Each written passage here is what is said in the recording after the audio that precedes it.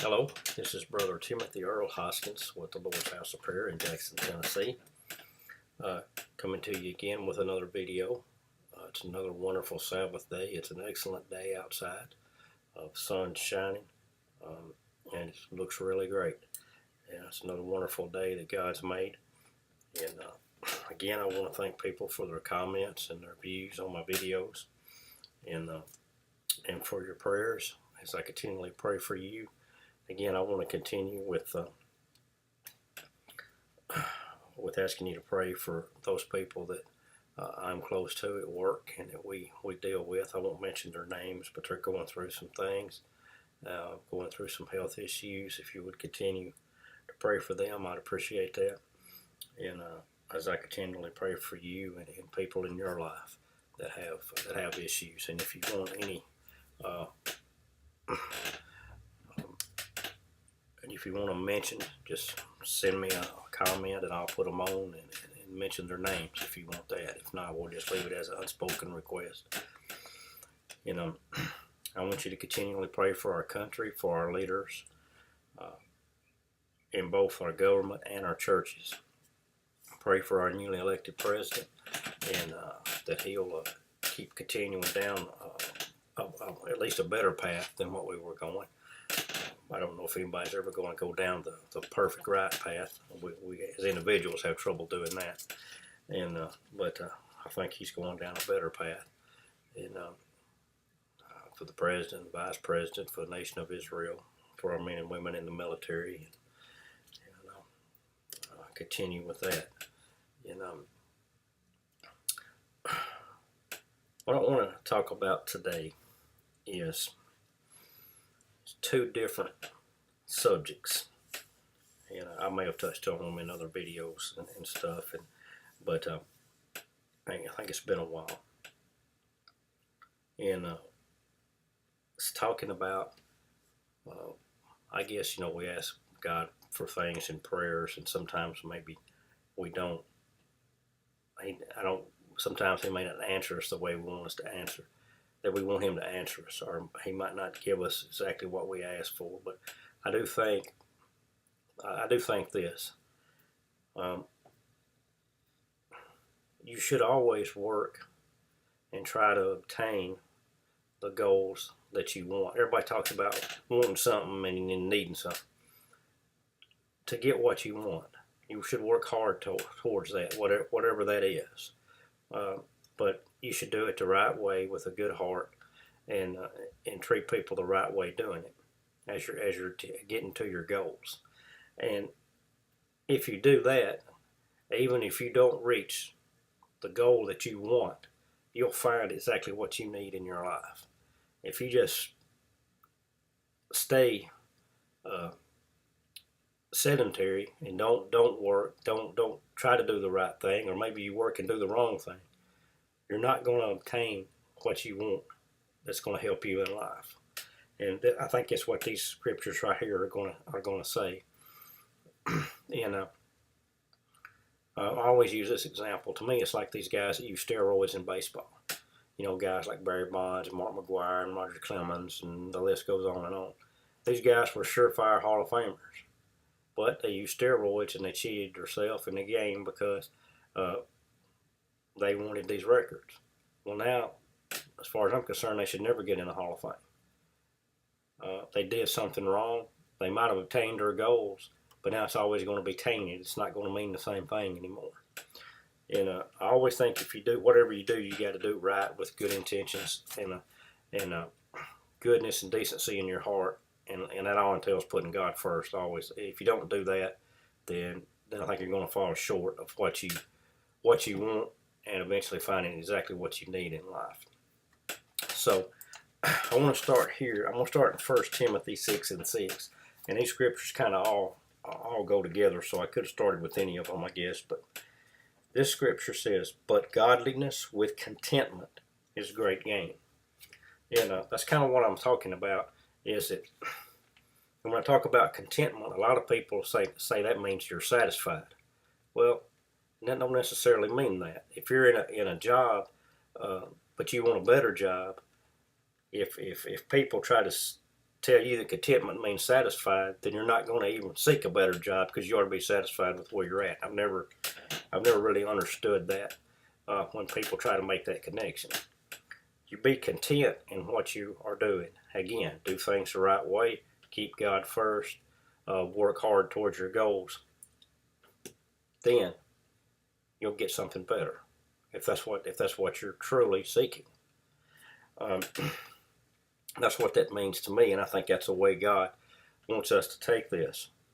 And I'm going to read what Paul said in Philippians 4:11, and it goes along with that. It says, "Not that I speak in respect of want, for I have learned in whatsoever state I am therewith to be content. I know both how to be abased, and I know how to abound.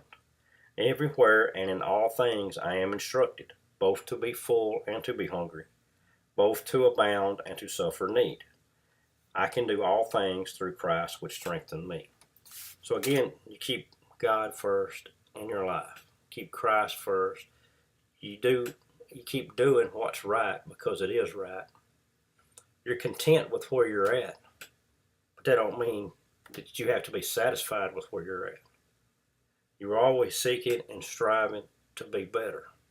And if you're doing it the right way with God first, then you are going to reach those goals. And like I said, if your goal is to have $1 million house, and you work hard towards that goal, but then along the way towards working that, you get married and you have a couple of kids, and then all of a sudden you have a smaller house out in the country. You didn't obtain your goal of $1 million house. Say maybe this house is worth a couple $100,000, but you found exactly what you needed in your life. And that's what I'm saying. If you're content in doing the right way because it's right, and treating people right, and working hard, then even if you don't reach your goal, you'll find what you want. You'll find what you need in life. And what's that? They say if you're going to do something, shoot for the moon. At least you'll land among the stars if you don't hit the moon. So something like that. Okay, I want us to go to 1 Corinthians 3:20 and 23. It says, "And again, the Lord knoweth the thoughts of the wise, that they are vain. Therefore let no man glory in men, for all things are yours. Whether Paul or Apollos or Cephas, or the world, or life or death, or things present or things to come, all are yours. And you are Christ's, and Christ is God's." And again, I'm going to read Psalm 37, verse 3 through 5. "Trust in the Lord and do good. So shalt thou dwell in the land, and verily thou shalt be fed. Delight thyself also in the Lord, and he shall give thee the desires of thine heart. Commit thy way unto the Lord, trust also in him, and he shall bring it to pass." Okay, so I think that's the way that you should look at any situation. When you get down really far, and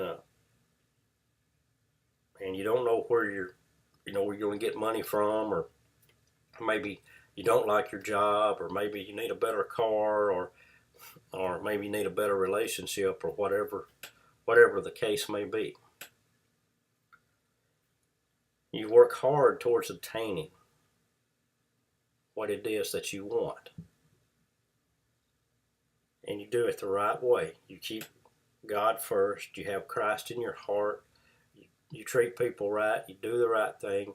You do your best to treat people just as well as you can treat them. And I know sometimes you'll have bad days and things. You don't have to be perfect with it, but you got to have your heart right with God.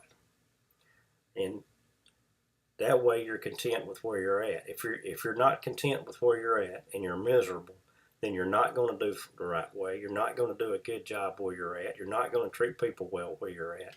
It's going to be hard for you to improve on your situation if you're not content with what you're doing at present. It doesn't mean you're satisfied with it. It doesn't mean that's where you got to be the rest of your life. In fact, it means the exact opposite. It means you're content with this situation, but you want to do better, and you are going to do better. And you will do better if you keep God first. Paul says, I've been abased, which means I've been down. I've been abounded. I've been up. I've been hungry. I've been well fed. All of these things. Even if you've got a great job, but you want something better, or if you think your goals mean that you need something better, then you're content with where you're at till something better comes along. Doesn't mean you're satisfied with where you're at. Doesn't mean you have to stay with where you're at.